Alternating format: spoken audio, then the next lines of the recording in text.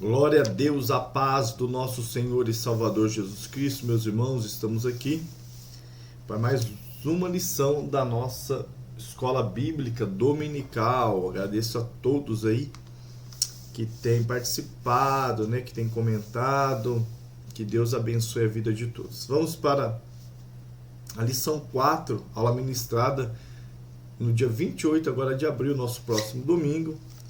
E a revista é A Carreira que está proposta,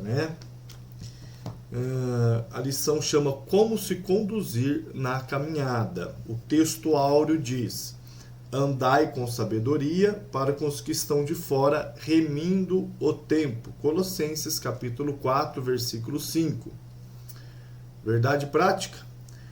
A jornada para o céu deve ser feita com prudência e sabedoria, num contexto de oposição à nossa maneira de viver.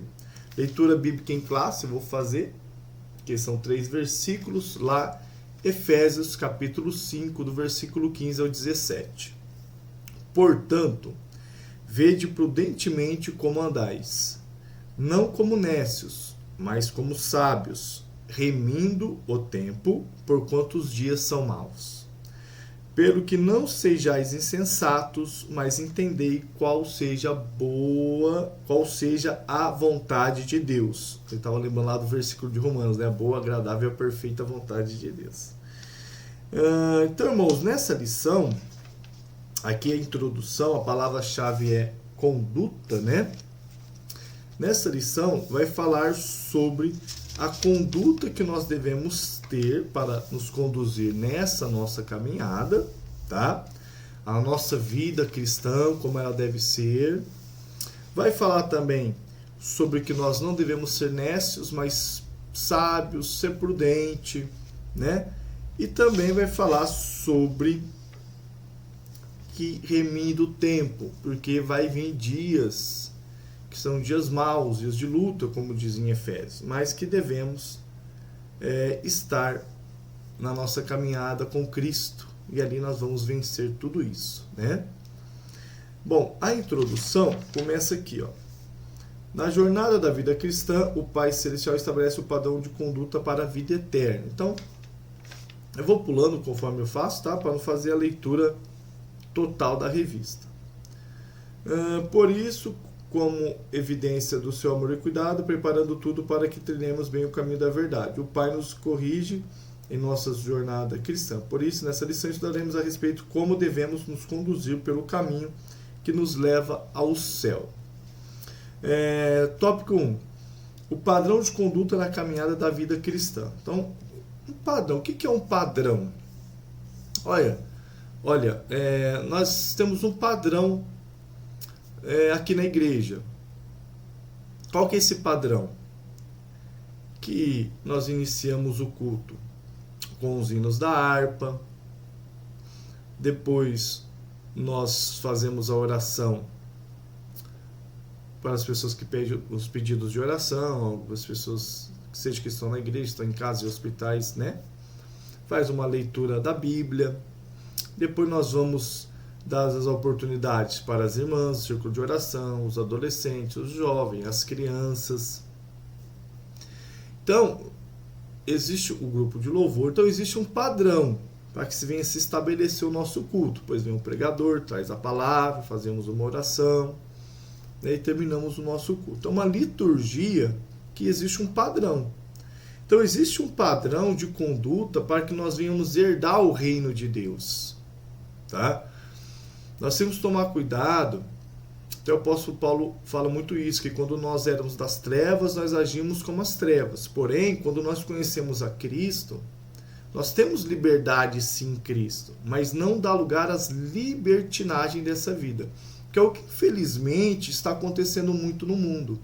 O mundo está querendo tirar o padrão do que é certo, do que é errado, do que é verdade, do que é mentira.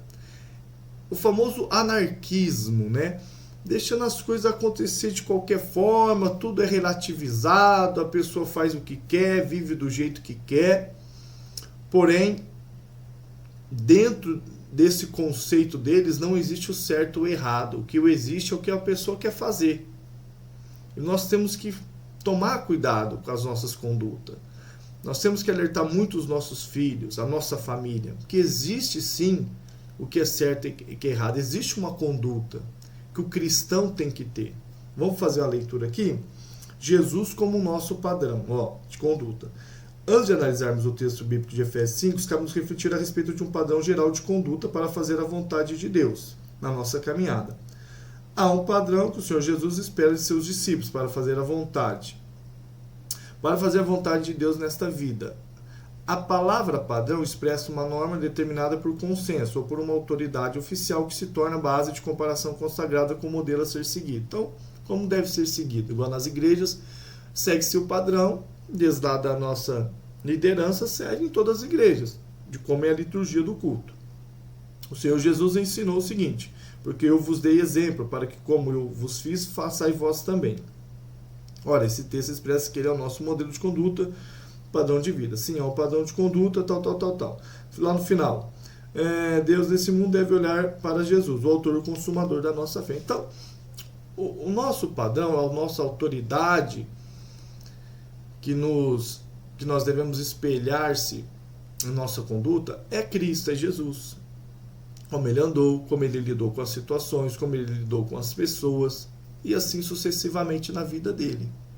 Jesus deu o exemplo de foi batizado, nós se batizamos, que viria a descer do Espírito Santo, somos batizados no Espírito Santo. A conduta que ele teve com os pecadores é a conduta que eu e você deve ter.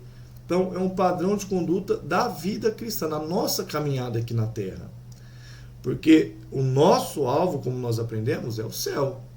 Mas enquanto estivermos aqui nessa Terra, nós temos que ter uma forma de viver. E é isso que Jesus deixou para nós, tá? Fazendo a vontade de Deus. Como Filho de Deus, Jesus procurou agradar ao Pai na jornada desta vida, fazendo sempre a sua vontade. Tem algumas referências aí da Bíblia, você pode ler. Não por acaso, nosso Senhor nos incentivou a buscar a vontade do Pai na oração que ele ensinou aos seus discípulos. Pai nosso que estais no céu, santificado seja o vosso nome, tal. Aos olhos humanos, parece muito difícil andar no padrão divino de Cristo. Entretanto, isso é possível quando buscamos o auxílio do alto, conforme a oração ensinada por ele em Mateus. Logo, o cristão que deseja ir para o céu procura fazer a vontade de Deus, deixando de lado o caminho do egoísmo, orgulho e vaidade, procurando se aproximar e praticar a lei de ouro, ensinada pelo nosso Senhor. Tudo que vos quereis que os homens vos façam, vos fazei-los também. Então, a vontade... Nós, como os cristãos, devemos ter uma conduta de fazer a vontade de Deus. Então, qual que é a vontade de Deus? Como que eu compreendo isso? A vontade de Deus é que eu tenha uma conduta assim como o Filho dele, Jesus Cristo, teve aqui nessa terra. Então, é de humildade, de perdoar o irmão. Lembra o exemplo que dá, que a gente às vezes costuma dar um exemplo até na literalidade, né?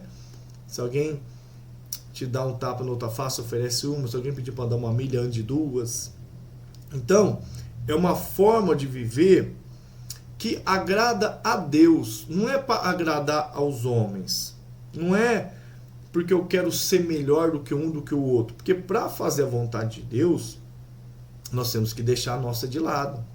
Não é isso que muitas das vezes nós falamos, olha, amar quem nos ama é fácil, tá na Bíblia. Agora, eu quero ver você amar aquele, né, que é contra você, aquele que faz algo contra você, para sua família, para o seu filho. É complicado, é difícil. Estou falando aqui, mas eu sei também, para mim é super complicado. Mas é uma conduta. Por isso que aqui fala assim também que a gente tem que pedir um auxílio que vem do alto. Isso aqui é muito importante. Eu quero entrar num ponto aqui que diz lá na Bíblia em Pedro, se vós tem falta de algo, pede sabedoria que vem do Senhor, aquela que vem do alto. Nós somos um ser espiritual e somos também seres carnais que estamos nessa terra. Eu entendo que nós precisamos ser abastecidos, nós precisamos ter fundamentos na nossa vida de algo espiritual e não apenas material. Eu não vou me capacitar para essa vida apenas com os ensinamentos aqui dessa terra, apenas com os ensinamentos do livro, apenas com os ensinamentos de exemplos que pessoas deixam para mim. Eu acredito que, nesse padrão que está ensinando aqui, nós temos que ser abastecidos de algo espiritual. Porque como que nós vamos vencer algo da carne na carne? Até a Bíblia diz que o espírito limita contra a carne e a carne limita contra o espírito. Aquele que é da carne, que é do espírito é do espírito. Então, quando a pessoa faz algo para mim ter uma conduta que não seja terrena, que não seja da minha carne, eu tenho que ser um ser espiritual. Então, eu não sei se você está entendendo isso. Então, isso eu busco em Deus. Eu vou dar um exemplo. Senhor, eu quero ter o domínio próprio. Não é simplesmente, aí eu pedi, vem uma caixinha de presente, né, entra dentro de mim. Não é isso que eu estou dizendo. Mas é algo que você busca e vai exercitando, mas que você precisa, você necessita dessa força que vem de Deus, que é o Espírito de Deus, o Espírito Santo.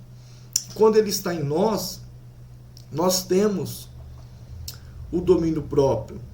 Quando o Espírito Santo está em nós, nós temos o amor ao próximo, né? Nós somos longânimo, somos benignos, como diz lá em Coríntios, os frutos do Espírito. Então, não é algo terreno. Para mim vencer algo terreno tem que ser espiritual. Então, é importante que para mim fazer a vontade de Deus, eu tenho que compreender isso. Às vezes você fala assim, mas eu não consigo fazer a vontade de Deus.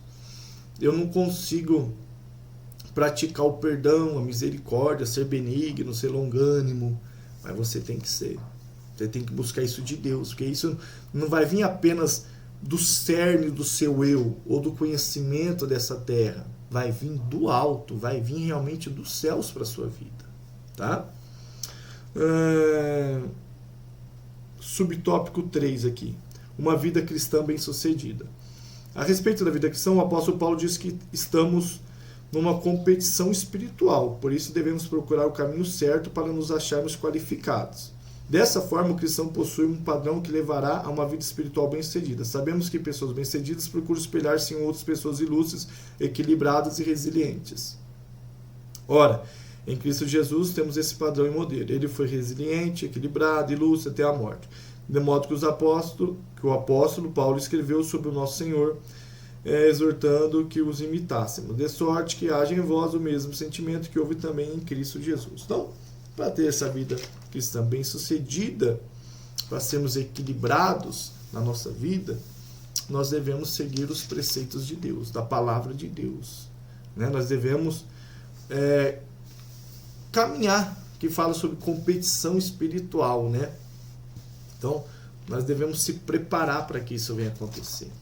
Nós devemos estar prontos, porque um corredor, quando ele está numa competição, ele vai buscar esse prêmio, ele se prepara. Né? Ele não vive 10 anos, como a gente costuma dizer, sedentário, fala, eu vou lá correr São Silvestre agora. Não. Ele tem todo um equilíbrio na alimentação, né? Ele tem toda uma preparação física, uma preparação psicológica, para que ele venha a ser bem sucedido nessa caminhada. Por isso nós devemos meditar na palavra de Deus dia e noite. Irmãos, que se a gente deixar, ainda mais hoje que nós temos a informação na palma da nossa mão, aqui, ó, o celular, televisão, tudo, se a gente deixar, a gente que se alimenta dessas coisas ruins. Então, não sei, eu particularmente, eu procuro me privar disso, de coisas ruins, de informações ruins toda hora. Não, vamos se cercar das coisas de Deus, procurar, porque para quando, né, for necessário vir uma luta, uma dificuldade, nós temos a palavra de Deus, nós somos capacitados na presença de Deus para ser bem sucedido. Então a gente se preparou para alcançar esse prêmio, tá? Tópico 2, fazendo a caminhada com prudência e sabedoria. O que é prudência? Podemos dividir o capítulo 5 de Efésios em 3 partes. A caminhada do cristão em amor, Efésios 5, 1 ao 14, a caminhada... Vamos lá. Parte 1, a caminhada do cristão em amor. 2, uma caminhada com sabedoria. E 3, uma trajetória cheia do Espírito Santo. Então está falando que temos o amor com sabedoria e cheios do Espírito Santo. Aqui nós teremos na segunda parte, Efésios 5. O apóstolo Paulo ensina a respeito da caminhada do cristão nesse mundo. Nesse capítulo, a palavra prudência se destaca. De acordo com o Antigo Testamento, a palavra prudência tem a conotação de compreensão, discernimento.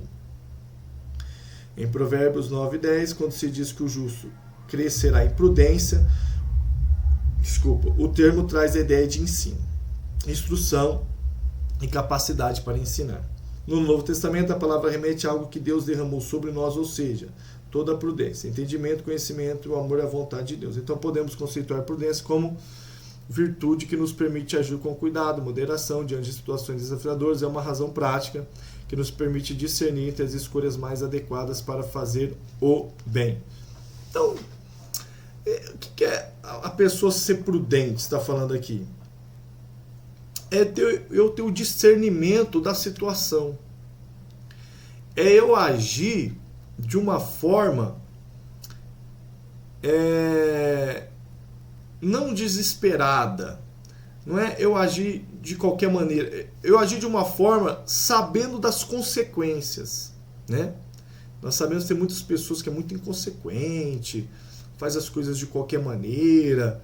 Não. O prudente... Aqui está até dando um exemplo aqui, ó, que em Provérbios 9:10, quando se diz que o justo crescerá em prudência, o termo traz a ideia do ensino, da instrução, da capacidade de ensinar. Então nós devemos ser prudentes na nossa vida, na nossa conduta, né? Seja no trabalho, seja na escola e você, seja principalmente aí na igreja, entre os irmãos. Ter o cuidado, ter uma moderação no nosso jeito de viver, na nossa vida. Que aqui vai dar um exemplo, não andeis como nécios. O nécio é o contrário do prudente. O nécio ele é imprudente, ele é inconsequente, ele é insensato, ele age de qualquer forma, ele é novo, ele é como se fosse uma criança. A criança ela age inconsequentemente, não é verdade? A criança, de repente, ela tiver que pôr a mão ali no fogo e pegar um balde cheio de água e ela sai, derruba e põe a mão no fogo e se queima. É um nécio. Então, e é isso que está ensinando aqui. Então, já indo para o subtópico 2, né, do fazendo a caminhada com prudência e sabedoria, não andeis como nécios, fala assim, ó, o apóstolo Paulo diz, não devemos andar como nécios, cujo adjetivo traz a ideia de alguém insensato, tolo, ignorante, embotado, mas como sábios, ou seja, diligente, cuidadoso, sábio, cheio do Espírito Santo, para fazer a vontade do Senhor. Ser nécio reflete uma vida de ignorância espiritual, ausência de sabedoria e desprovida de luz divina, significa imerso numa jornada de pecado. Por isso o Paulo diz, vede prudentemente como andais. Bom, então é o contrário. Então fica claro para você entender o que é o ser prudente e quando a pessoa é nécia. A pessoa é nécia, não tem sabedoria. O prudente, ele procura agir com sabedoria. O nécio, ele é inconsequente. O prudente procura ver a consequência das coisas. Então, o prudente, ele não é um menino espiritual. Né? Eu uso muito aquele exemplo em Hebreus 5:12. Com o tempo que vós estáis, já devera ser mestre, né? Não precisando mais de mantimento de leite, mas de mantimento sólido, sabendo discernir entre o bem e o mal. Então, a nossa vida é um crescimento. A gente cresce espiritualmente para adquirir esse nível de agir com prudência e sabedoria, e não agir de qualquer maneira. Então, é isso que está fazendo aqui. A nossa caminhada tem que ser dessa forma. Porque senão vai habitar em mim o quê? O erro, vai habitar em mim aqui o pecado. Né? Tudo que eu fizer não vai estar agradando a Deus, não vai estar no centro da vontade de Deus. Nós temos que tomar cuidado com isso. Não andeis, ou melhor, andeis como sábios. O adjetivo que Paulo usa para qualificar quem caminha para o céu é sábio do grego, tal. Esse adjetivo descreve em essência a vida do cristão, dirigida pelo Espírito Santo. Ora, os que andam em Espírito caminham na luz, santidade e na sabedoria.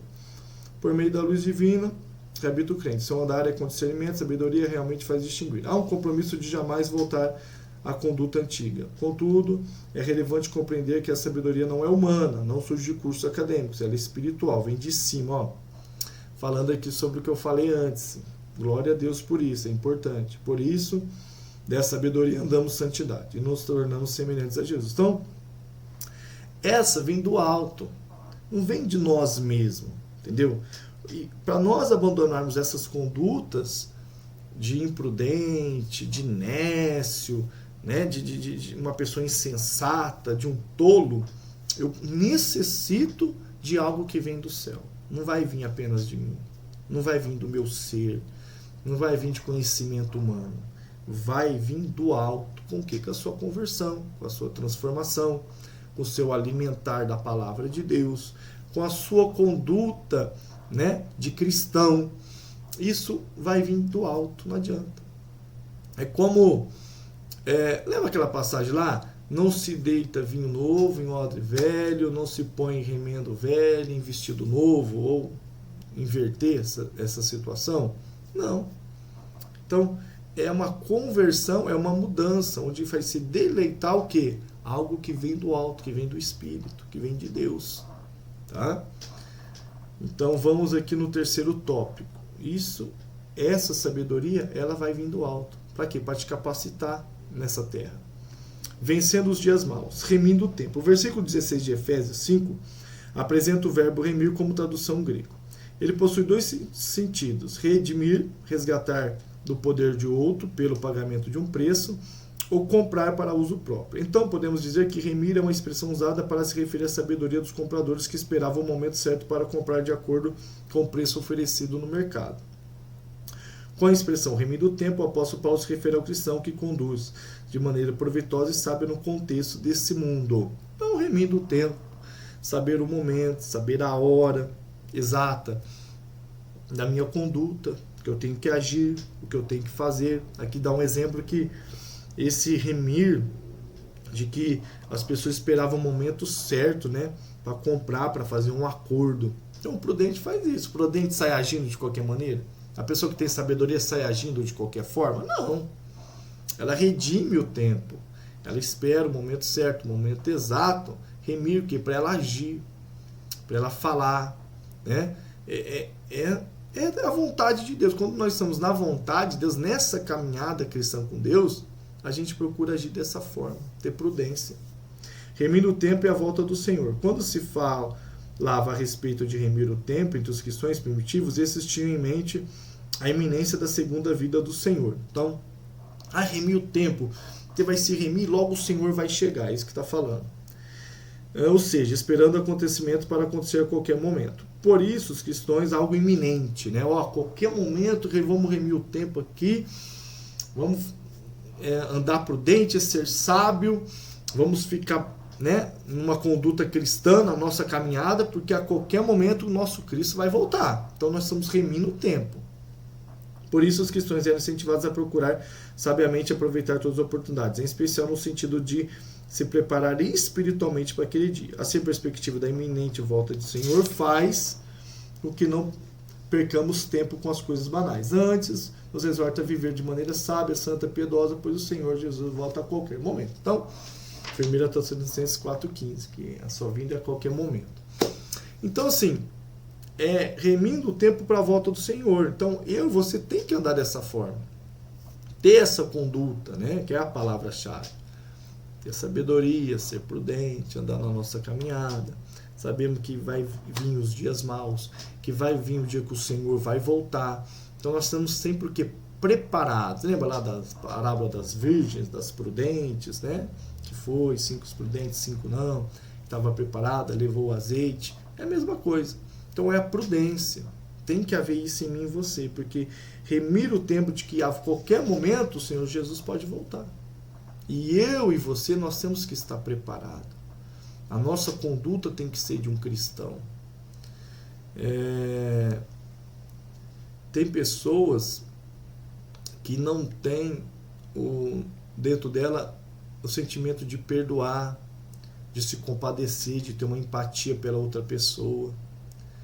Às vezes nós falamos muito isso na igreja. Como que uma pessoa não perdoou o outro, tem uma antipatia com o outro, não tem uma empatia? E Se Jesus voltar e vai estar os dois lá, glorificando a Deus lá no céu, junto, um do lado do outro, como, né? Se você não tem uma conduta aqui nessa terra, né? De perdoar a pessoa, né? Então, é algo de se pensar, né? Os dias são maus. Outra expressão que se chama atenção é os dias são maus, Efésios 5,16. Ele revela que estamos inseridos numa sociedade que domina pelo pecado, que pode tomar o nosso tempo e nos levar à prática do mal. Não podemos nos conformar com essa possibilidade, não podemos ser insensatos a tal ponto. Desse modo, a vontade de Deus tem a ver com os cristãos, aproveitando o tempo para fortalecer nossa vida espiritual, praticar o bem, tal. Então, muita coisa aqui que nós já falamos. Os dias são maus, as coisas em nossa volta, se nós deixar, vai nos contaminar. Né? Eu dou glória a Deus que quando a lição vai desenrolando por algo que Deus já dirigiu e nós falamos aqui. Então é o que nós falamos. Que nós, em volta de nós, como diz, ao nosso redor, né, ao nosso derredor, o diabo está o quebrando o nosso derredor como um leão, procurando a quem possa tragar ao nosso derredor. Então o mundo, as informações, tudo isso que acontece na sociedade hoje, então nós temos que tomar cuidado tanto para nós como para a nossa família. Tudo de mal, no mundo jaz o maligno. Os dias são maus. Então, para mim permanecer nessa caminhada, nessa vida com Cristo, a minha conduta tem que ser de um cristão. A minha conduta tem que ser prudente, tem que ser de sábio, né? Uma pessoa que está preocupada, que está visando, como aprendemos na outra lição, olhando para o alvo. O nosso alvo é o quê? É o céu, é estar em Cristo. É muito complicado, nós hoje temos acesso a tudo, nós estamos perto de tudo, como se a nossa vida fosse isso aqui. É o notebook, é o celular está na minha mão, meu carro está na garagem, a moto é minha casa, né? É o apego, não é. Eu e você tem que entender isso, não é. Essas coisas que são passageiras. A vida, ela é um sopro, ela passa.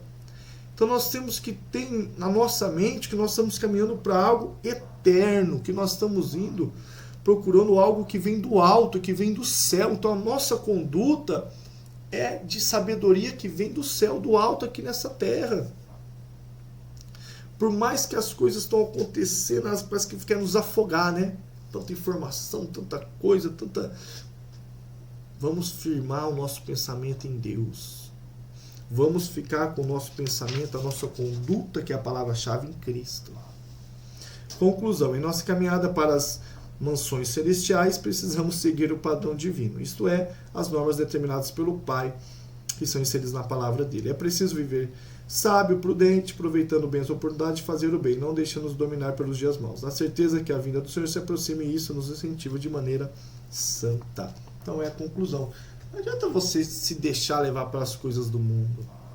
As coisas do mundo aí vai ficar e você vai ficar junto no mundo? Não. Então, as coisas do mundo é passageiro, então você vai ser apenas passageiro? Não.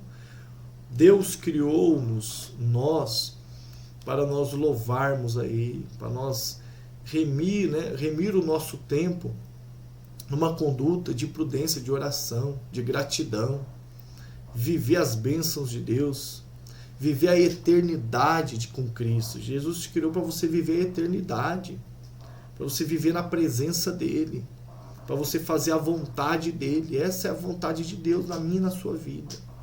Então, tenha isso no seu coração, essa lição maravilhosa, né? Então, a nossa conduta, como nós caminhamos para seguirmos ao nosso objetivo, que é o céu. Tá bom? Meus irmãos, forte abraço, Deus abençoe a todos em nome de Jesus.